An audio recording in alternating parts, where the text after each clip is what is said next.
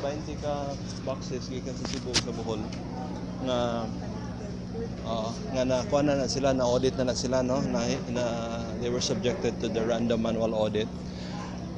Pero na ay rule manggod ang random manual audit committee nga kung mulabaw gani og 10 ang diferensya sa machine count og sa first katong audit, ipada ang balota niya, among tanahon ang balota. Anay naning klaseng process. Police 700 polling stations, no, precincts 715. So we look at the entire body and then see kung ano ang extent ng difference.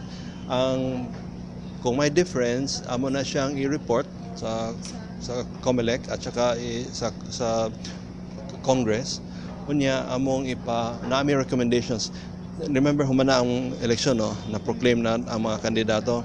So kani among gibuhat wa ni bearing sa kinsay mo daog or naabay basis for protest, wala siya. First is a sample.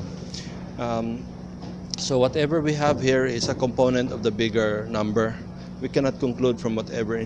After ani, ang kani mabalot ba ibalik si dito sa Capitol, then amo i-record sa treasurer. Diyan jud ani treasurer, dito ris mga treasurer gikan i-retrieve na mo na order. Then after ani,